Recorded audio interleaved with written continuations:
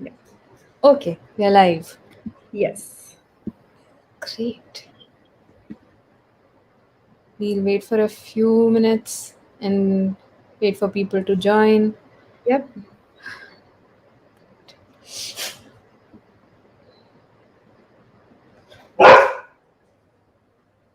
That's your dog. Yeah.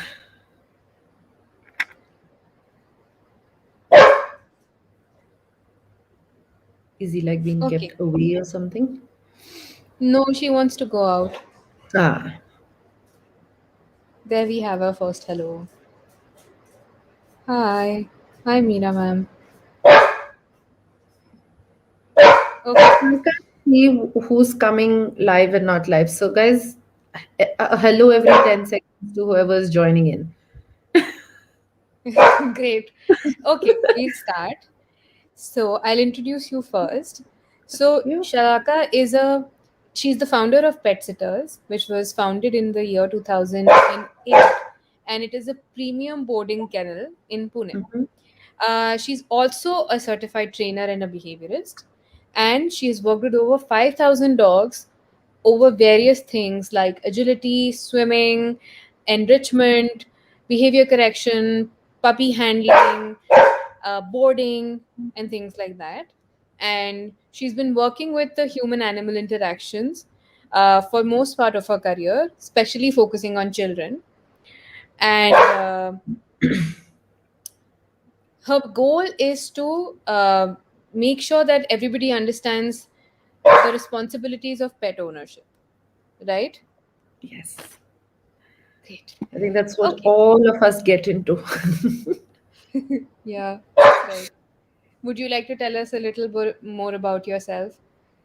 So I think Aishani's done a good job. So it's primarily 14 years into the industry. Variety of people, variety of dogs, variety of situations, variety of handling of good, bad, ugly situations. I think it eventually comes down to the point where I mean, you kind of figure out where is it that you want to start, then putting your focus onto. So, boarding Hmm. helps me I mean, it actually gives me access to a lot of dogs to be able to work with. And I think one of the main questions that people ask me is, my dog is not trained, and will you still take him in? And I said, hell yes, I'll take him in. I'm like, I mean, that's really not what we're looking at. But yes, if it means that there is a problem situation that you guys are looking into, or if it seems to be a problem but you don't think it's big enough, so let's just try and deal with it before it actually gets big enough. And therefore puppies, therefore uh, uh, uh, socializations, desensitizations, the words that we are actually going to be discussing today. And because I think if you manage to touch a puppy at a very early age, if you manage to enter a puppy's age in a very early on, I think it's a little bit of a hand holding initially, and then it starts moving up, and you make the pet parents far more responsible, and actually you make them aware. I think the idea is to make them aware of what's the right and what's the wrong. That's the whole Hmm. idea. Yeah. Mm-hmm. That's right. The topic of our discussion is breaking the myth around socialization in dogs. That's a very, very interesting topic because I think at some point in every pet parent's life, they feel like there are big questions in their head about how to socialize, what is socialization, why is my dog not happy with certain dogs and okay with certain other dogs, okay with certain people, but maybe not okay with men. And these are very good questions, and please ask them. That's what we're here for. Yeah. Okay, so tell us, what is socialization? Okay, so the dictionary meaning of socialization actually is adapting to a certain behavior, to a certain environment. Now, in humans, when we say we are socializing, it largely means meeting our kind of people, right? When I say I'm going out with my friends, it's called socializing. When I'm meeting with my family, it's called socializing. But in the animal world, it's actually the definition that I just put across, which is actually it's a process of training animals to be adaptive to a certain environment, situation, which obviously, which automatically involves all your five senses. So what kind of sights, what kind of sounds, what kind of surfaces, touch, um, movement around you. Now that is actually socialization, and I think the I mean, it is slightly misunderstood, because when I mean, just the way Aishani, you mentioned right now, saying that I want my dogs to play with other dogs. No, that is not the only. That's a very limited version of it. But what we're actually talking about is habituating your dog, and I think that's the real meaning of socialization. When we say, I want my dog to get habituated to a certain life that I live, to a certain life that I live with an environment around me, which, as mentioned, involves more people, dogs, yeah, animals, yes, not necessarily just dogs. It involves car rides. It involves sounds. It involves uh, uh, environments, like, whether it's what surfaces, whether I'm going to be traveling, whether I want my dog to get used to a certain lifestyle the way I do. Like I like going to restaurants. I want my dog to get used to that kind of a life, and I would like to take my dog out. I want my dog to get habituated into that and not get scared, or not get petrified of or nervous of any situation that I manage to put forth. So that is actually the real meaning of socialization. So much so that some of the programs that we're actually looking at coming up with, we're actually not going to be talking the word socialization. We're actually moving it to what we call habituation. It's getting your dog habituated to a certain style, let's say. That is such an interesting Yeah. way to describe it. Because when normally people come and say, "Oh, he's very socialized," it Yes. usually means he goes to a dog park every once a week, Every plays stuff with every dog there. Yeah, You I mean, it's like, I meet other dogs in the society. I meet other dogs. I go to my friend's place. There's a dog, they play over there, and then suddenly something happens, and snap, something goes out of hand, and then you're suddenly wondering that, but oh, he was so friendly. Then what exactly happened? Yeah. So, know, like I said, that's socialization is. I mean, we try and associate the human meaning to it. Like, like I said, like meeting with friends, meeting with family, going out. That for you and me is socialization, right? But for dogs, it's actually getting around the entire world that the pet parent is actually putting up for that particular dog.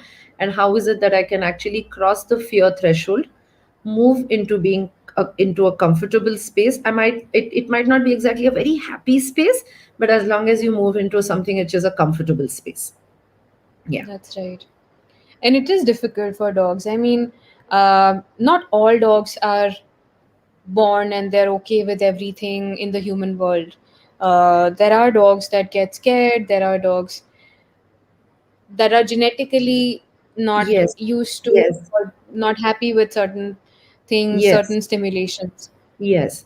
So, I mean, some of the common ones, I mean, right now the lockdown has been a very big challenge, I think, for all of us. I mean, some of the ones who've come during the lockdown, they've had zero additional interaction. The family is there, yes.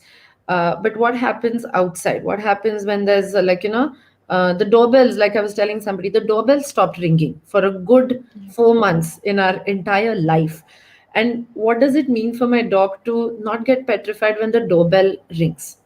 Yeah. What is the Mm. kind of what is it that I'm expecting my dog to do when the doorbell rings, or what is it? So, I mean, without realizing, some noises become such white noise, like the kitchen mixer, or the vacuum cleaner, or the, I mean, everybody ended up getting vacuum cleaners because you were the one who was doing jhadu pocha, and like, suddenly the need for technology came into our lives. So what happens when the vacuum cleaner turns on? How is it that the TV became a white noise after a point? Because that's something that runs in the background. I'm not getting scared or jolted every time the TV comes on, and therefore my dog does not today get scared if the telephone bell rings, or like, stuff like that. These eventually become white noise, but there's so much still more outside. Like, what if I take my dog out into traffic? Is he willing to, Mm. like, children had stopped playing in societies, or in like, parks. Traffic wasn't there at all on if you're living on main road, so there's no honking that's going on. And how is it that you actually then get your dog used to it? So that That's is right. where we are basically coming in from. Right, right. So tell us, What is the right time to start socialization?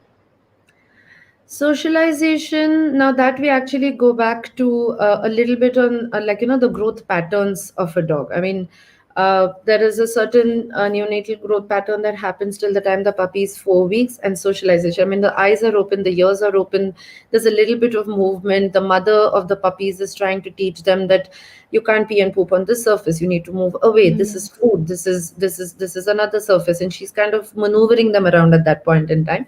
So the period from 4 weeks to about 16 weeks is which is your most critical one.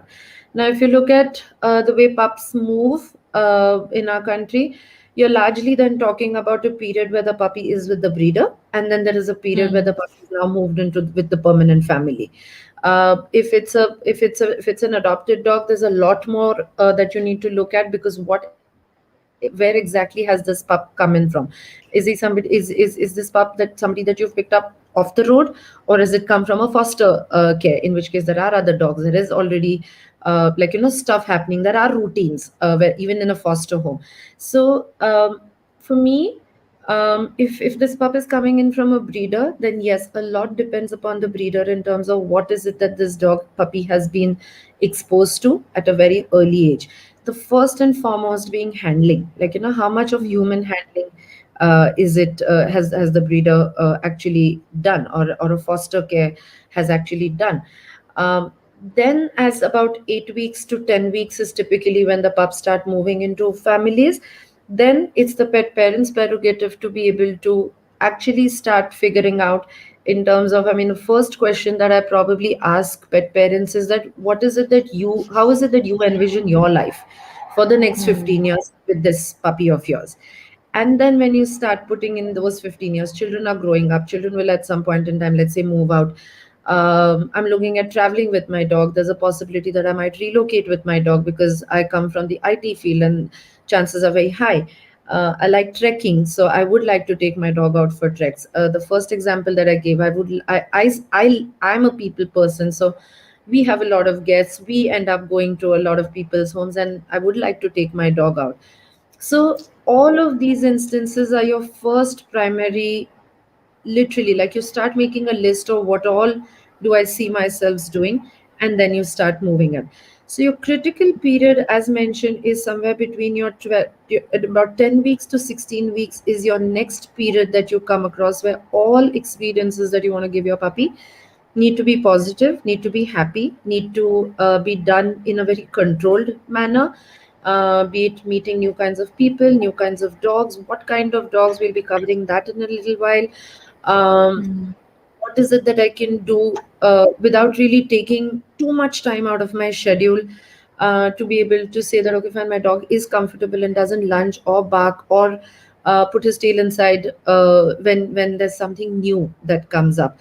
Uh, as mentioned, 1 year back when the pups came in, there's a lot that didn't get worked on because people didn't have the I mean, there's just no scope actually of any of us going out and doing this. And then how is it that then you can, in such case, recreate? Yeah. I mean, I know Hmm. people, I mean, I studied with a couple of people in UK, and they would have thunderstorm music running through the puppyhood stage, because UK is known for its thunderstorms. So it's just something. And for, I think for India, I think it's crackers. It's like, we just need a reason for crackers. So what does it mean then for my puppy to get used to crackers? Yeah, I live in a society where I know there is, general, in Maharashtra. The other thing is Ganpati. So Ganesh festivals are huge. The next one being Diwali, and you just need one cricket match, and you're pretty much all over the place with crackers. So these are the kind of things that we want to basically try and introduce to people, saying this is what then you need your dog to get used to. Hmm. And then Hmm. this is the kind of exposure. So if you actually start by listing down, there is an entire desensitization habituation list that we have ready for our puppy parents that we hand out. And I said you tick according to what works for you, and then start working towards it accordingly. Nice. So tell us, what different things, what variety of people and areas, surfaces, dogs are should one make sure that their puppy is exposed to Okay. or habituated to? Habituated to. So, I think the first one that I'd like to take across is the kind of people. Yeah. Hmm. If today you and I sit down to make a list of the kind of people, these could be acquaintances also. I'm not really talking about people just necessarily coming home. These could be people. I mean, there's, let's say, the Amazon courier guy who stops at your door and he moves away. He never enters inside. But today he's coming in a raincoat. Today they're coming in helmets. Your Swiggy and Zomato delivery guys. They're coming in. They're giving you a parcel and they're moving out. So, what does it then mean for my dog to not flinch when there is Hmm. a slightly different persona that's approaching me? What does it mean for my dog to not bark on my morning walks when the jhaduwala is doing his jhadu? Because that's another, it's a category of people. They're dressed in a particular manner. They probably smell in a particular manner, because that's another thing which dogs really pick up very quickly. I mean, the sense of smell is something that you're very largely going on to. So it's the noise of the broom, which my dog sometimes can get agitated to. So what does it then mean for you to go and stand next to the jhaduwala on your morning walk for 5 to 10 minutes every third day? Maybe you don't even need to do it every day. Every day you can pick out an experience, and every day you can go. What does it mean for you to go and stand at the traffic signal? What does it mean for you to go and stand? School buses are a thing of the past currently. There's no concept of school buses running right now. But what does it mean then for me, if it's a big society and there are children playing down? What does it mean for me to go and sit on the side of the walkway while these children are playing? Now, Hmm. why are these things that become necessary is, let's say today, I mean, let's say there's a family with who's planning to have children, and then this dog is going to be a larger part of this child's life also during growing up. And this is just something that the dog grows up with, and therefore it's not new. Like, I mean, I've been told that girl household games are very different than boy household games, and I guess that's something that a dog needs to get used to, because with girls maybe there's, I don't know, maybe just a lot of shrieking, or like, randomness, or maybe they're more sit down games. But boys, they're like all over the place. I don't know, but this is just Hmm. information that I've downloaded from pet parents. And so then, what does it actually mean to be able to do that? What kind of roughness is going to be actually there? The second one that I feel a lot of people, I mean, another completely new variety of people that a lot of people actually lack in is Hmm. people with disabilities, Hmm. wheelchairs, walking sticks, um, walkers, babies being walked around in prams, babies who walk in those squeaky shoes, because squeaky shoes for my dog is toy, right? What are the Hmm. chances that my dog then lunges at this child because he thinks it's a squeaky toy, right? So this is just like, a quick snapshot in terms of, but these are the people that you will at some point in time meet, encounter, cross. Cyclists, runners, the forever complaint is the dog lunged at a cyclist, or a doodh who actually moves with those big cans on the side. You still see some of them even today. So these are the kind of people. Figure out where is it that you can actually get them, where is it that you'll actually encounter them.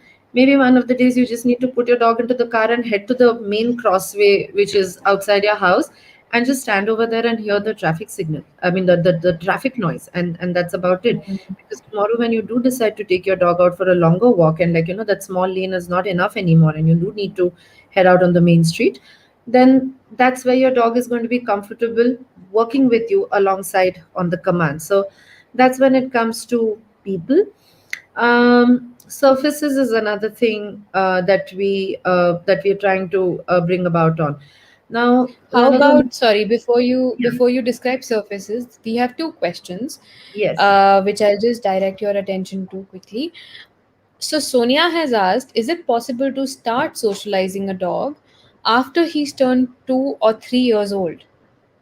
Yes, it is. According to me, I think you can train a dog, socializing, habituating a dog to just about anything at Hmm. at all ages.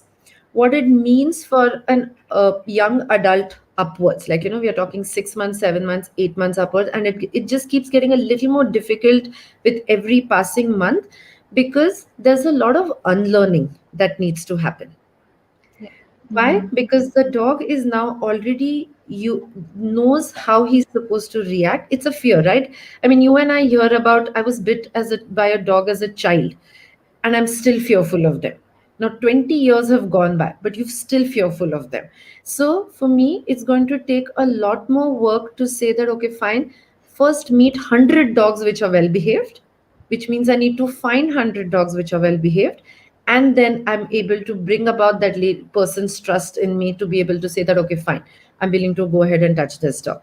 So there's a lot of unlearning involved, and fear is a very large, it occupies a very large space in our minds, because there's an entire chemical reaction that runs through the body when we say fear. I mean, if you have to say anxiety, you and I sweat, you and I get jittery, and these are your nerves talking at the end of the day.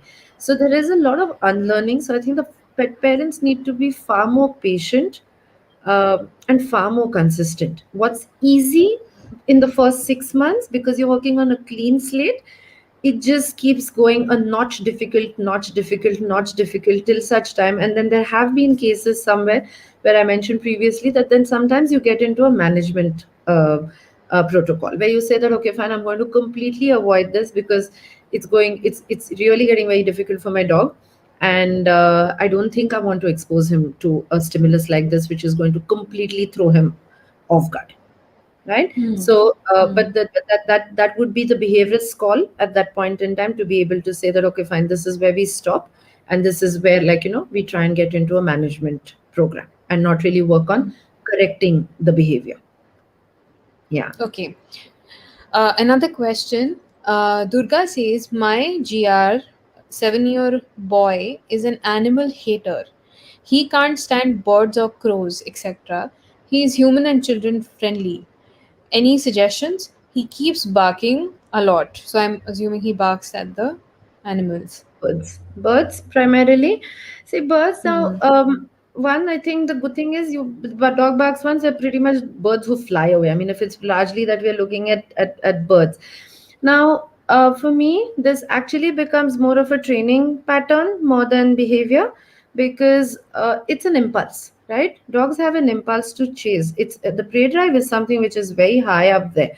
So you could talk to a trainer in your city to be able to bring out a solution where, how is it that I get my dog to actually focus on me whenever I whenever I see, or whenever I spot a particular stimulus approaching me. Like, I myself have a Rottie, 55 kgs. I mean, today if the dog decides to pull me, he can drag me on the road. But I am far more wary of the surroundings when I'm walking him, which means my phone is away. I'm not really chatting up. I'm not taking a walk with three other friends, where I'm not really focusing on what he's doing, and therefore what the stimulus around me is. And then every time I figure out that, okay, fine, here is something that my dog might, even the 0.1% chance that he might react to, I get him to actually focus on me. I mean, you'll if you ever cross me in the city, there's, I mean, when I'm walking my dogs, you'll actually see me in the middle of the road training my dog, because that's when I know his focus is entirely on me. And then I wait for the stimulus to pass, and then I cross over.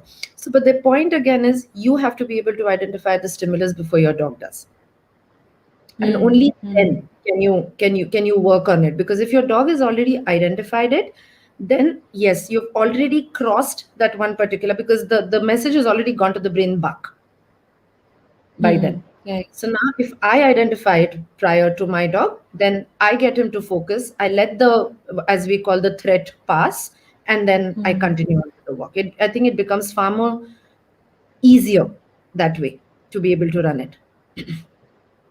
Okay. Yeah. We have another question.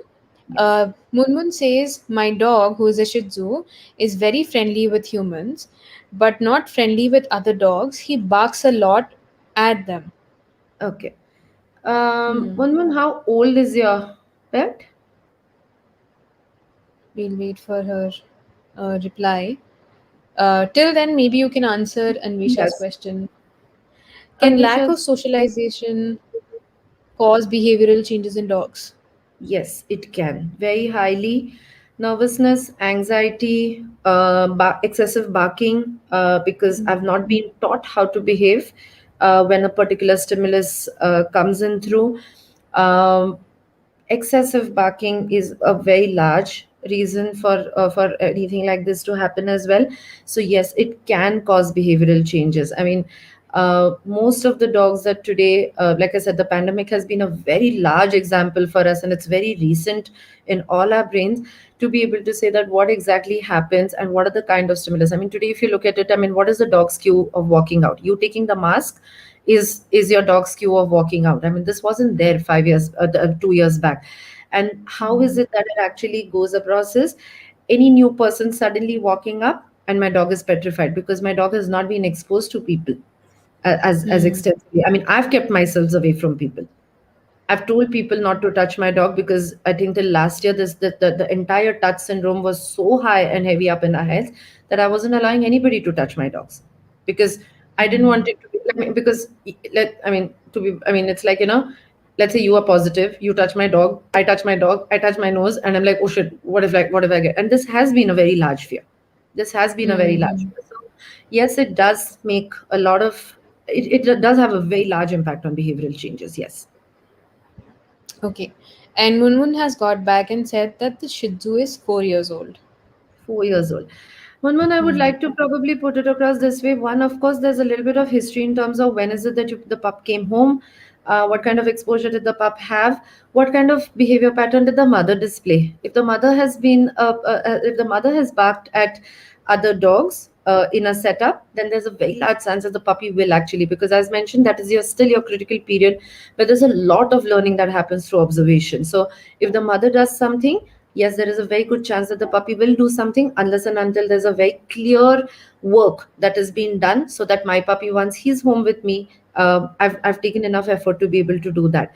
My suggestion to you right now would be try and see if you can identify dogs within your circle who are very calm and who actually ignore other dogs. Yeah, I want your dog to actually meet another dog who completely ignores your dog, because at that point in time what happens is your dog suddenly is not under threat of anything, and it will actually give him the courage to be able to go smell this other dog and to be able to figure out that there is still no reaction coming in from the other end, right? It's like a cold shouldering technically, but that is what will basically work on. If you want, I mean, I can put on a program. If you're in Pune, my place is available for you to come and meet. My dogs are largely being taught to ignore other dogs or focus on something completely different. And the other dog should, I mean, another dog on campus should not make a difference to you at all.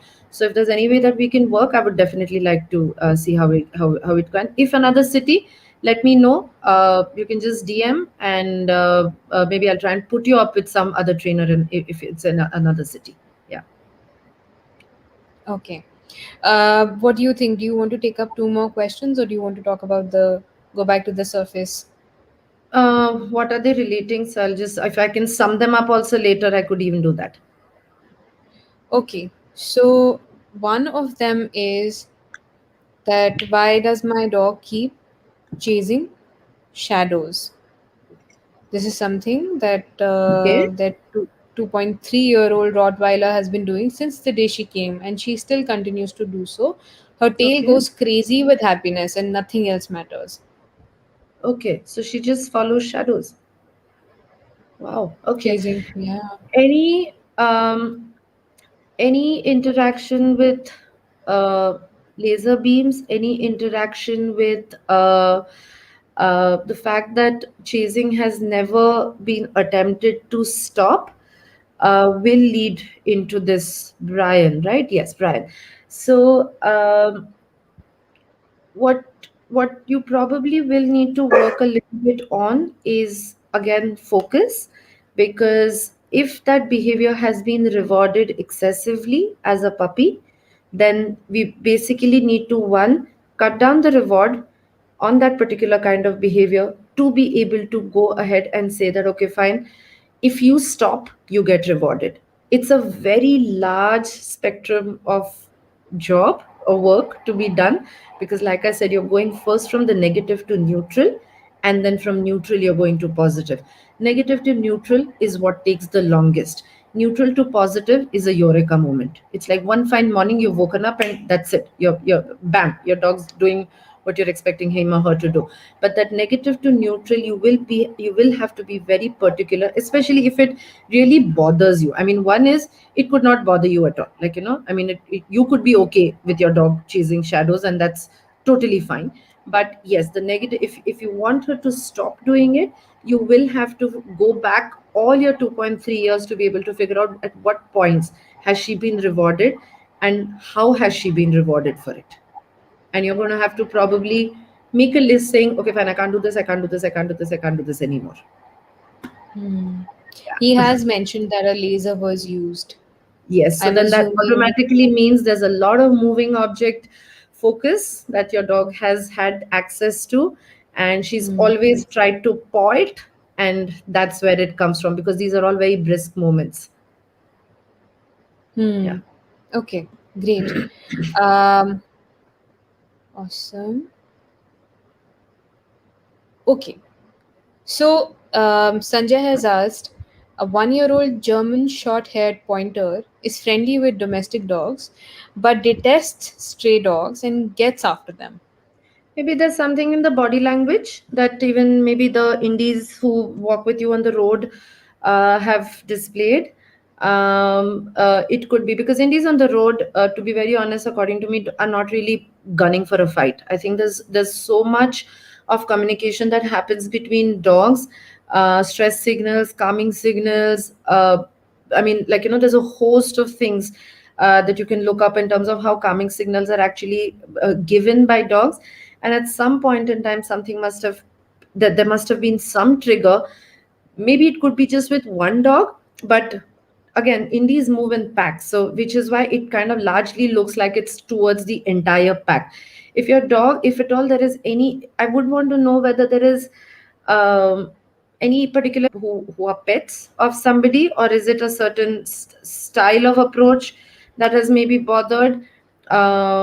How wary are the indies that walk around in your area? Because some indie packs are really not dog. I mean, like, they'll bark, bark, bark, bark, bark, and then they Hmm. just want you to move away from their area. That's pretty much about it. And like I said, dogs are pack animals. They're aggregators. They're not really out there to kill and then move up further. They're dogs who, I mean, the species itself collects, gets the pack bigger, and then moves. So if you're in the area, they probably just want you to move up ahead. Exactly what I told the focus game, where I say that, okay, fine, here is a stray animal that's coming in. I need my dog to focus on me. I get my dog to focus on me entirely instead of cut, so that the barking and the lunging actually stops. If you actually walk away peacefully, and that's a problem that I think all of us in our living years are not going to get rid of, dealing with indies. So let's just figure out how is it that I can get, because that's still what is in my control is my dog. Nothing else is in my control. So I will just make sure that my dog doesn't do anything to instigate it further.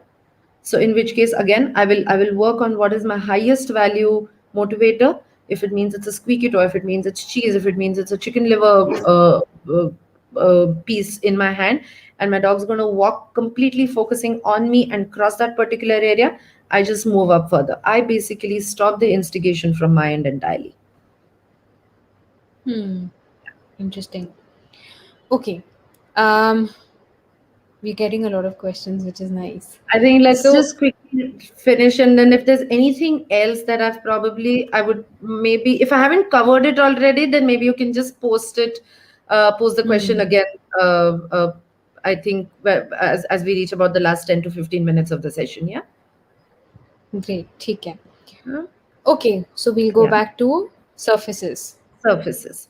So surfaces is basically the one that I really, really, really want to touch upon is metal surfaces. Why metal surfaces? Because your veterinary table is a metal surface. Your veterinary clinic weighing machine is a metal surface, and that is always a push and pull. So many people who are still picking weighing my. I'll weigh myself, then I'll pick up my dog, then I'll minus that weight, and I'm like, oh my god, this is too confusing. So get your dog used to surfaces. Now, how do surfaces matter? Just the way your dog has learned that this is a home surface and I'm not supposed to pee and poop, but I can go to the bathroom and do it, or I can go to the balcony and do it, or I need a grass patch to do it, or I need a paper pee pad to do it. Now, that's differentiating surfaces. So, again, figure out where is it that your puppy is going to be walking eventually. Do you need your house dog to be apartment trained as well as outside trained? Is there primarily cement blocks that you're working on, or is it tar roads that you're working on? You have an access to a lawn. God, I mean, that's the best thing ever. I don't think dogs have access to lawns anymore or grass anymore. So figure that out, and then try and get your pet used to it. What it also does, it gets the dog uneven surfaces and another thing. So let's say I'm walking on a cement block road, and then there's suddenly a little bit, like, some of the cement blocks come out, and then my dog suddenly is not wary of walking onto it. Or wet surfaces, that's your other big thing. My dog doesn't walk in rain. My dog doesn't walk in puddles. Now, um, I understand that I don't want, like, your dog to probably play in puddles every day, because it's just more work for me once I come back home. But I definitely want the dog to be used to walking in wet surfaces, slippery surfaces, going up and down the steps if you have a two-level house, going up and down the steps even if you live in an apartment. Some of the very basic ones that we've come across is, I used to have a dog who would board with me, who would stay on a very busy road. Building ke straight bahar main road, so it's you're walking either on the footpath or on the tar road. And then he would come to the kennel, and I would walk him for a good 1 hour outside on mud, and he would go back to the kennel and poop, because he's just not used to mud at all, just not used to mud. Something very recently we did a video on was, my dog doesn't use the stairways anymore because we only use the elevator. Yeah. So what happens one day if the elevator is not working Stops. for whatever Yeah. reason, and, like, here's a dog who's literally not figuring out how to climb up the steps without slipping. I mean, okay, fine, he will still climb up the steps, but to be able to get a certain grip on that floor, to be able to confidently do it, is what we are talking about. So, when we say, I mean, we're going to be covering this in places as well. So, there's a lot of times where I'll tell a family with a puppy saying, just go to the vet and feed your dog over there once on the weighing scale. Go at a time when your pup is hungry. Go at lunchtime. Go at mealtime, and feed the puppy his meal entirely on that steel table, like, just so that tomorrow when I do actually need to get this puppy up on the veterinary table for whatever reason, my dog is not scared, because it makes that tuck tuck tuck tuck noise, and it's slippery, right? Sometimes vets tend to put a sterile sheet on it, so that's kind of like a pee pad-ish material kind of a thing. So these are the kind of surfaces that we are talking about: mud, soil, wet, cement, tiles, carpets, turf, grass, all of that. I think the larger one was when the Friegels video came out. That was the lab testing beagles, where they first stepped up on grass. If you guys haven't looked up at that, I want everybody to Google it and actually look up that video, because it says a lot about how the puppies who've grown up in cages, they just didn't have no idea how to behave on grass. Yeah, and the Right. body language says it. Yeah. So that's with surfaces. Uh, then the other one is, we are talking about what kind of dogs should my dog meet. At a puppy Hmm. stage, your vet is, I'm sorry, all vets, if there's any vet over here, but your vet is probably saying, don't take your dog out to meet other dogs, because there's a very good chance of infection. Yes, I do agree to what they're saying. My thing is, choose your dog. Choose your dog. Choose your surface. Choose the people. Even just to go back to surfaces, I want this dog to go roam around in the parking lot. Just make sure there are no oil spills. Make sure there are no petrol spills. Make sure there's no stagnant water anywhere over there. And if you keep yourselves animated enough, when I say animated, if you keep your movement up to max, then you're the only one your puppy is going to be interested in. Nothing else really. Carry all the squeaky toys. Carry everything. I mean, sometimes I think my line is, animate yourselves to the extent of being embarrassed. Yeah, I mean, that's how animated you need to be with your puppy for your puppy's attention to be on you. So do that. Now, when it comes to dogs, again, the kind of dogs I want your dog to meet is, one, relatively good on commands. the ones who don't do too much of rough play, or even if there is a little bit of rough play, I want this other dog to stop when he's been told to. That's the kind of control actually I want over the dog who's going to be playing with my dog. I want this other dog to allow my puppy to explore a little bit, smell, sniff, move around, give them a little bit of play bow, give them a little bit of play actions, just to be able to kind of get an access in terms of, and also correct if need be. Yeah, I do. I mean, I totally get it. If there is a very thin line between correction and aggression, I think trainers say it so easily that we don't realize that pet parents actually, it's difficult for them to be able to break that line. But what it does mean is, uh, I want you to walk your dog with another well walking dog on the road. I want you to walk your dog with another dog who walks beautifully on the leash.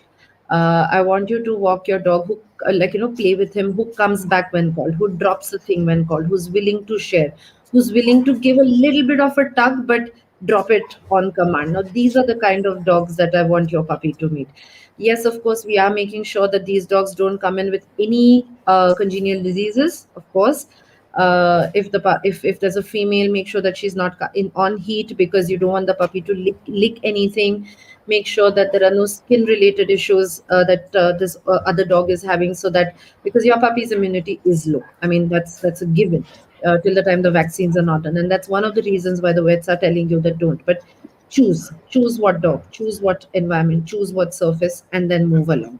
What you need again is a list of very high value motivators to be able to do that. So every time your puppy's done a good job, you have something on the side that you reward. It could be a toy, it could be a treat. I mean, irrespective of what you're working. And sometimes it's even a quick eye contact, or a quick touch on the head. I mean, that's reward enough. But initially, you need to go really high up to be able to get across into this environment. And the kind of stuff that we are talking about. I mean, tomorrow, if you're going, let's say, walking to your bhajiwala, take your dog walking with you to the bhajiwala. Get him to practice his commands outside of the bhaji, so that he doesn't put his nose in different places, because the sabziwala might not actually like it. Take your dog to the grocers. Take your dog, just so that he figures out how to move in narrow spaces, not touch, not topple anything over, follow a particular command when it's been given in a particular way. And believe you me, if your dog is one of those, you will get something free from the sabziwala also. My dog's always managed to get a carrot out from the sabziwala. Always. There's that one extra bit that comes for him. So yeah, it works in everybody's favor. Right. Yeah. Would you like to touch upon the topic of kind of areas? Yeah, so areas again, some of the ones that we covered. I'm talking traffic signals. I'm talking Right. in travel in a rickshaw, if that uh, might just be something that you have to do at some point in time. Travel, go and wait on the main road. Sometimes, if you're going for a drive, if you're on the highway, wait on the side and just get your dog out. Let your dog get used to just the wind passing by, because that's another thing that sometimes does tend to move about. If you are in rainy zones, if you are, I mean, thunderstormy zones, yes, you get enough and more audio files today on YouTube. There are people who've actually created these files for you that you can actually play in the background to be able to get your dog used to it. Dog parks, if I mean, if there is any particular dog park that you would like to go to, don't, I mean, socialization in dog parks is again a very big topic. But again, choose what time you want to go into, so that you get enough ample exposure to other dogs. But you also have you also, please remember that you have the right to say no to saying that your dog cannot play with my dog. It's not rude, and it's totally okay. Just the way for a human child I will do it, I will do it even for my dog. I do have I do have the right to tell somebody that I'm sorry, I don't want my dog to play with your dog, and it's totally okay to do that. So areas wise, as mentioned, we are looking parking lots, we are looking roadsides, we are looking sabzi wala, we are looking car rides, just for the sake of doing car rides. Car rides, not necessarily which mean going to the vet, or going to the kennel or going to the groomers. Just do car rides because I'm going to run some errands, and I'm just going to get a car ride and get an ice cream and come back. Like, make them happy, make them joyous, make them positive, and be mindful of it. Be mindful of it. If you notice anything, the smallest of instance where my dog is not willing to take one foot forward for one particular activity, mark it. Mark it, remember it. There will be dogs who will walk very comfortably in a particular lane, but the minute you turn a corner, they suddenly don't want to walk further up. Figure out what Mm. exactly actually, and if you manage to be wary of every instance at this, you won't have to go way back in memory lane to figure out what exactly happened then. It could be sometimes with a person, it could be sometimes with, because again, people association is also very high. If something has happened, some bad incident has happened with one particular person, then there is a very good chance that this dog is not willing to go that line again with just that person, but is okay to do it with another three people, right? Mm. So if it is any particular instance that has happened, like I've known of a dog where he was walking with a walker, and a cyclist came and hit them, and then after that, this walker unfortunately lost his job because the walker, it wasn't the walker's fault, but the dog Mm. just refused to go with the walker, and then it became like, it just becomes a deterrent. So you will have to figure out at what point is my dog displaying not normal behavior, change in body language, a certain amount of restraint, where you think it's not necessary for a restraint for you. And it's normal to be on a busy road. For your dog, it's probably not normal to be on a busy road. So these are the kind of things that you need to remember, implement. And like I said, if it means you need to maintain, like, a little bit of a dog diary to be able to say that, okay, when these are the instances, and this is when I'm going to be working on every time I get an opportunity to do it. Mm. And then that's how you Mm. start working. That's how you start bettering. And that's how you actually start making it comfortable for your dog. Okay. Um, shall we take up just one question? Because I don't Yes. think this is related to socialization. Okay. A dog that happily hugs you but growls after you come back, having interacted with other dogs. What do you make of it? And Kashi says, by the way, I'm loving this interview. You make a lot of common sense in your approach and answers. So first of all, thank you. And a dog that happily hugs you but growls at you. So there is a concept called jealousy. In fact, I will be able to send you that link. There is a concept called jealousy in dogs. It primarily comes again from the fact that dogs have been resource guarders.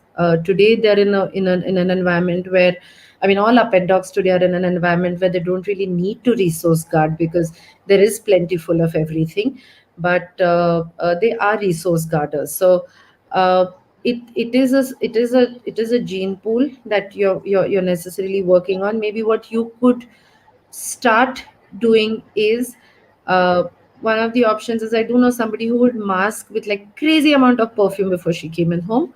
And then suddenly the dog was so appalled by the perfume that he otherwise also wouldn't come close to this human. There is a person who I've worked with. This was about 6 or 7 years back, and this was actually her solution for it, because she would work with a lot of foster care, and she's like, I can't help it, but like, I am going to walk in because that's a part of my job. And she would actually mask it with, like, one of those Old Spice variety perfumes. So it's so strong smelling that it's kind of like, cutting out on a couple of other smells that this lady is carrying. So maybe it really depends upon, give the dog time is what I would say. Don't move into, I mean, if he's very clearly giving you the signs that he doesn't like it, give him some time. Yeah, ignore. You actually move about, because the minute you start doing things and like they're normal, I think the dogs over a period do figure out that this is normal. Yeah, it's, if I stress out, it's like my fear of lizards. Mira, if you're around, I'm sure you'd agree. I think comes maybe somewhere from observational learning. Like If or maybe my niece's fear of lizards comes because I'm scared of lizards. And if I wasn't, then maybe she wouldn't have been. So if I act normal, that this is something which is going to be a normal course of behavior for me, a normal course of routine for me. This is similarly how we would work, let's say, on a separation anxiety program. That don't make a big deal if by leaving home. Don't make a big deal after coming back home, because this is normal, right? So, and then see if there is any particular behavior change. But if there is a certain amount of growl, as long as it's not going, growling is communication. Please remember, growling is your dog basically giving you that first level gali saying, stay away from me, right? It's like, that verbal fight that we all get into, where we're just glaring, and some cars near you, and like, you're just kind of looking and saying, I don't like what you did, and that's growling. So as long as it's not moving further into a lip curl, and like, there are levels of aggression, in which case you might want to still see a behavior consultant for that. But I think till then, I think just let him be, let him just be. You continue with your routine. Don't insist on the hugs and kisses as soon as you come home. Walk in, and he will, because for me, I think my largest maxim is, if I'm the biggest reward, I should be the biggest reward for my dog. Similarly, Hmm. if I ignore my dog, that should be the biggest punishment also then for my dog. My attention Hmm. should be what he then eventually is vying for. Yeah. Okay. Yeah. Okay. Okay, so let's take up Seema's question as well. Uh, my 3-year-old spaniel barks all the time. She's taken for a walk, whether someone is there or not. She hears any sound and starts outside. How to correct her?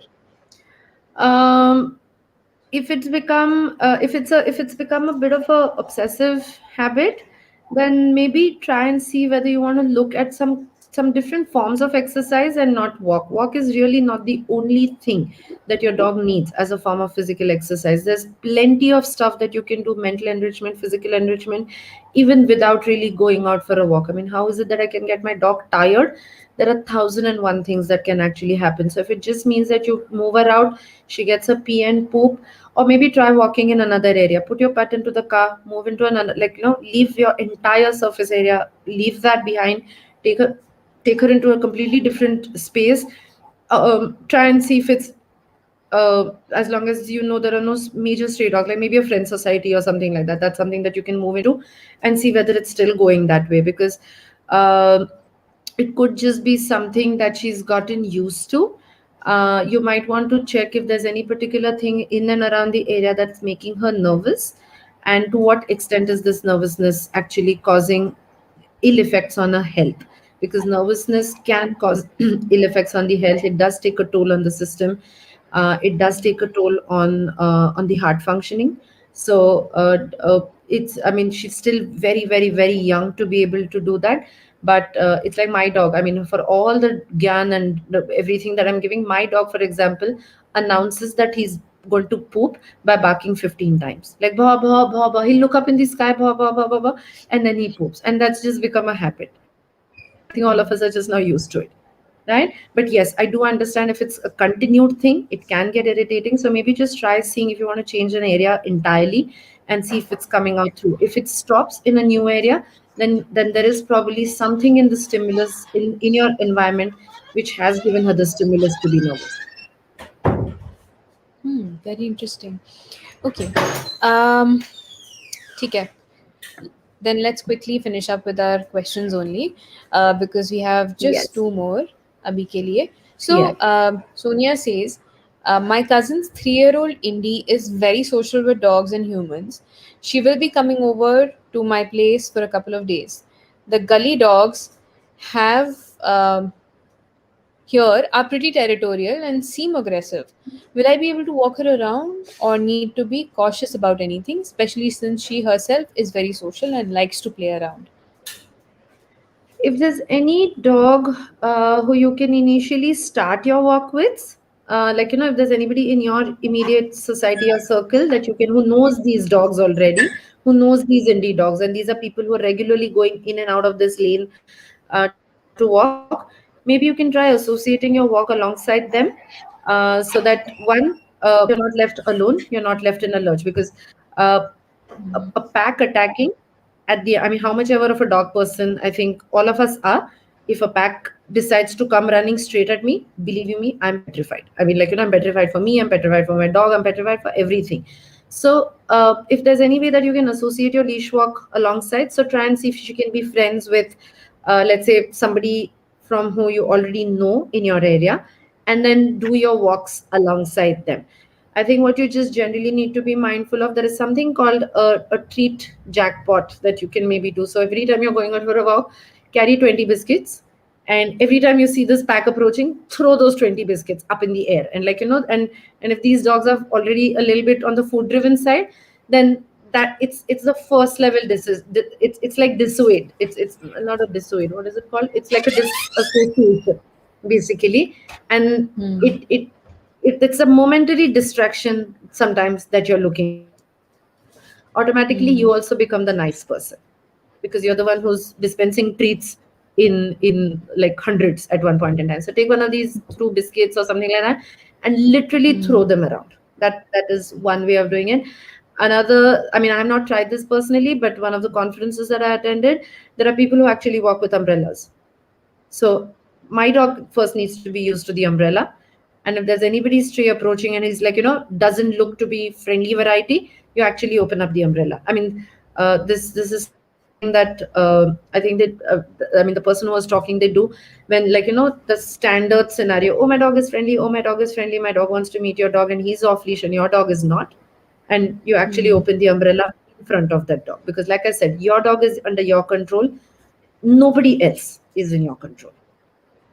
Hmm. Yeah. Great. Okay. The last question for now is that Brian, if you remember the Rottie who follows Yes. shadows, he's asking, is it better to mate or get her spayed? She's a female Rottweiler. Secondly, does spaying create behavioral changes? Spaying doesn't create any behavioral changes. One, better to get her mated or spayed. One, I think it is the question right now is off the topic.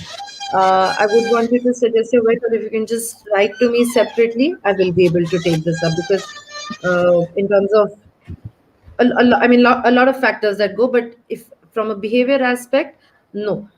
Spaying or neutering does not create behavioral changes. The only aggression that can even remotely be looked at, being, I won't even say treated, looked into, is a little bit of territorial aggression, is something that can go down. No other form. So if you have an aggressive dog and if your vet tells you to uh, mate or, neuter or spay your dog, that does not mean it's like the be all and end all of aggression issues. No, there's a lot more that goes into aggression or any form of behavioral changes, and it may or may not, or rather, largely may not be anywhere related to mating or mating, spaying, or neutering, whichever way.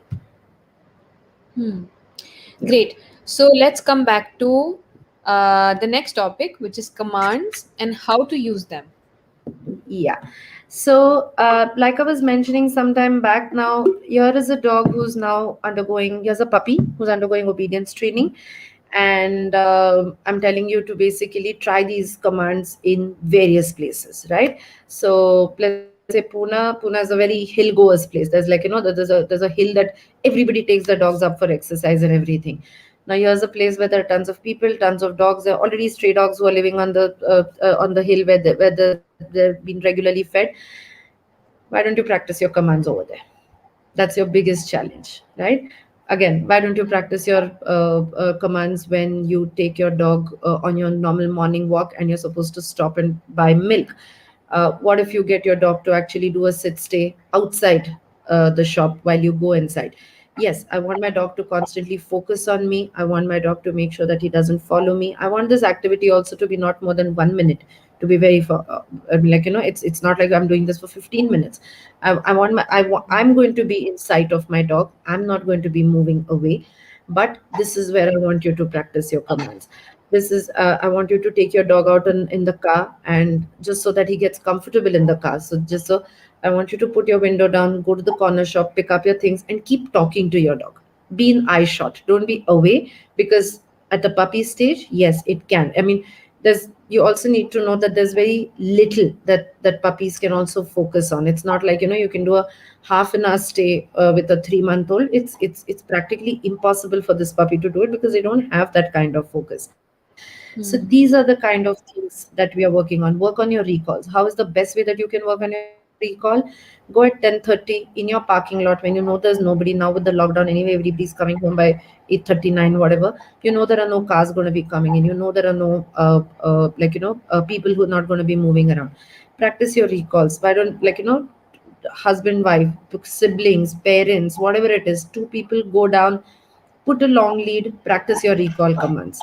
You automatically get a sense of what my dog is listening to me inside the house is something that my dog is not listening to when there is a distraction.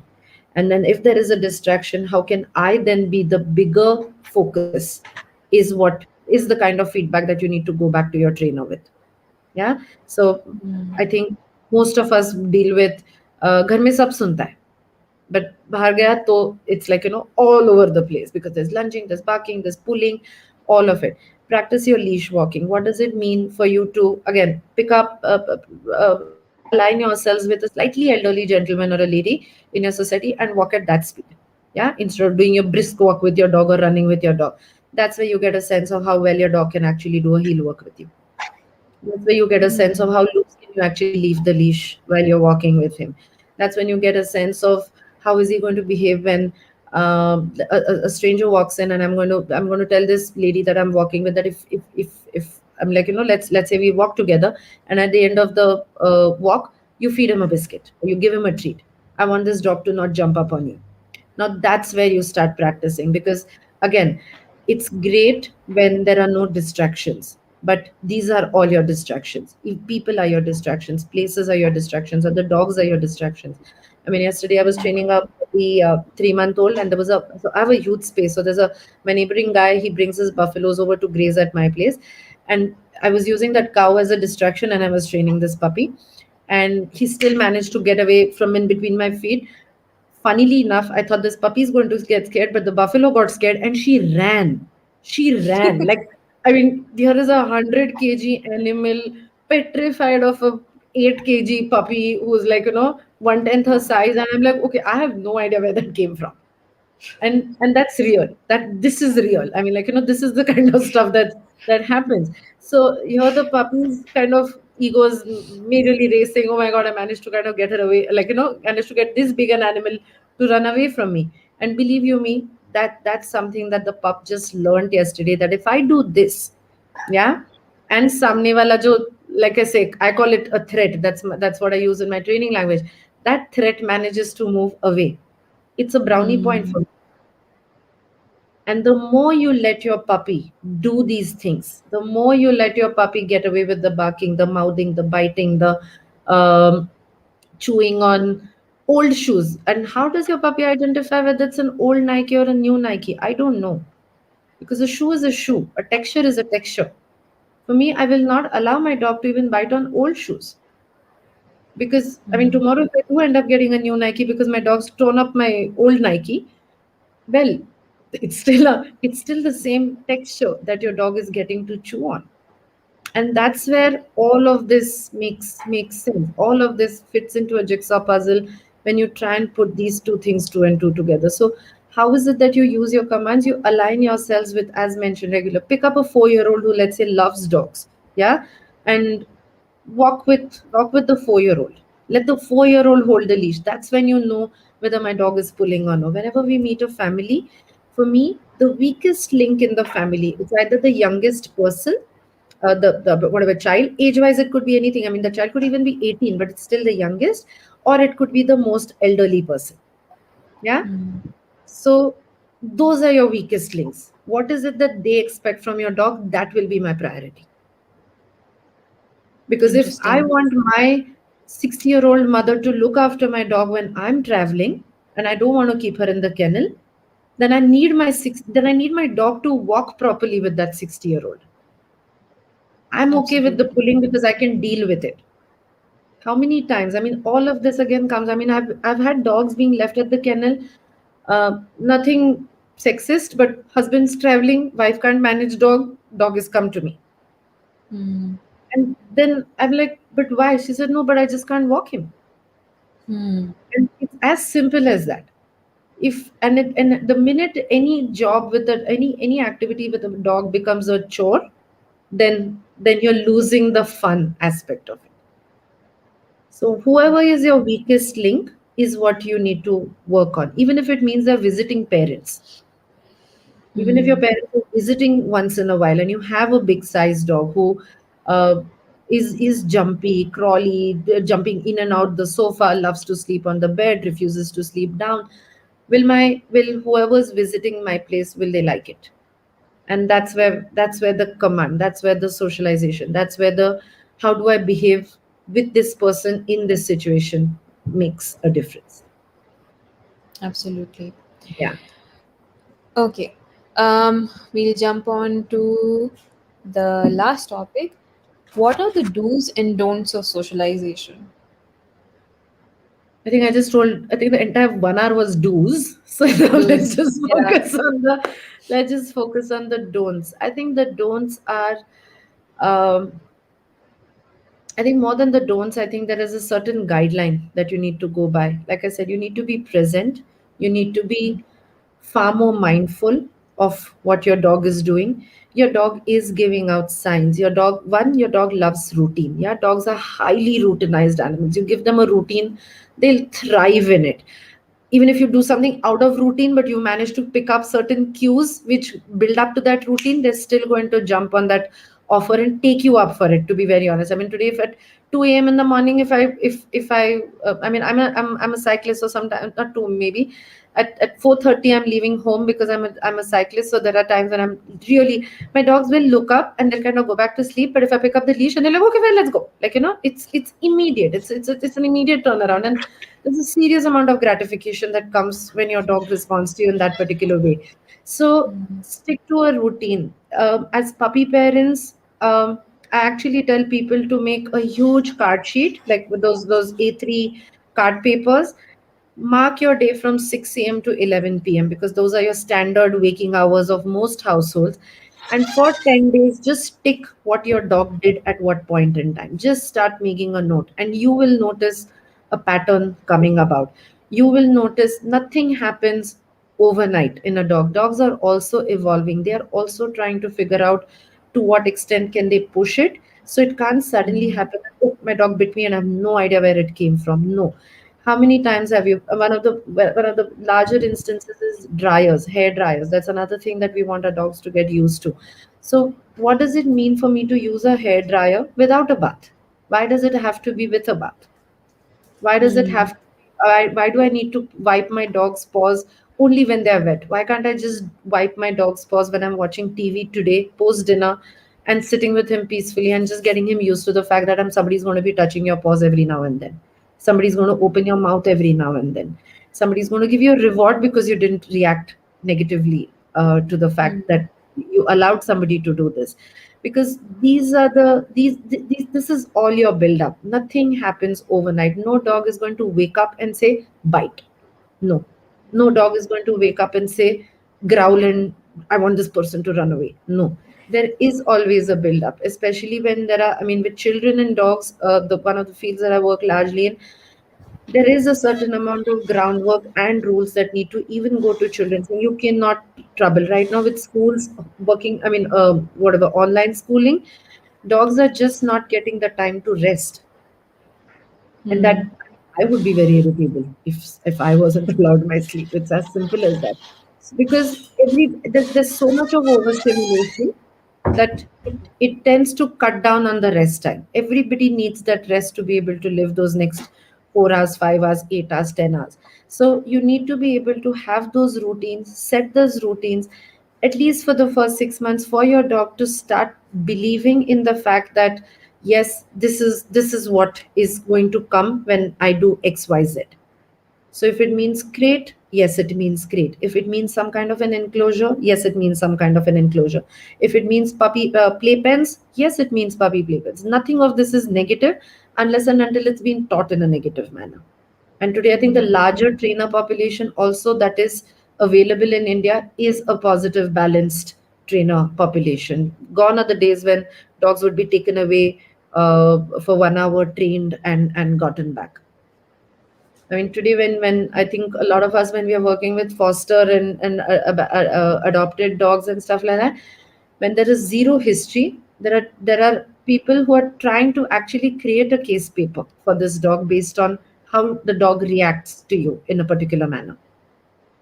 And there will always be, just the way as mentioned, my fear of dogs is because I was bit when I was 5 years old, is so strong in your head. In the dog's head also, it's as much stronger. So you need to be able to identify, pick out everything. If it seems different, ask, check. Maybe not Google, but like I said, somebody certified, somebody knows, an experienced pet parent also sometimes. I mean, it's Mm. you can't deny an experienced pet parent's pet knowledge when they've had plenty, right? Or a Mm. multiple pet owner, when you're getting your second pet around, what is it that you need to consider? These are things that you need to be asking yourselves. And I think what I started off with, figure out what my 15 years are going to be with this dog. That will give you an immediate guide. It's like a guiding point. Okay, that case, I want my dog to be able to do this. Sometimes you can be Right. selfish when it comes to that, saying that just so that my work doesn't increase, so that I want my dog to stay in a kennel because I want a day off. Then you need to make sure that your dog starts going into a kenneling area, or away from you at the Mm. literally a tender age of 4.5, 5 months, as soon as the vaccines are done. Because that, how else does how else does the dog start getting comfortable in that new space? Right. And that's the whole crux of, and as like I said, this is what we just said, it's habituation. Hmm. Thanks a lot, Shalaka. This has been very a big learning experience even for me. Thank I'm you. sure it has been the same for people who are watching. And your passion about socialization and puppy handling is very evident when you talk about it in so much detail. This was a great live. Thanks for being Thank you. here. And unless we'll be back with another topic sometime soon. Anybody who wants to get in touch with Shalaka can do so personally. You can DM her, Yeah, and I'm you can available take it forward. on Instagram, Facebook, whatever. PetSitters.Pune is what we are available on Instagram. The easiest one is petsitters.co.in, and Shalaka at petsitters.co.in is the email address. So whatever works for you. Great. Yes. All right. Thank you so much. And Thank you. all right. See I you hope I've then. managed to answer all the questions. And if, like I said, if anything, just DM. Yes, you have. And I think people are very happy because um, Thank you've you. given very Thank you. quick Thank you. answers. All right. Thank you. Thank you. Bye bye. Bye.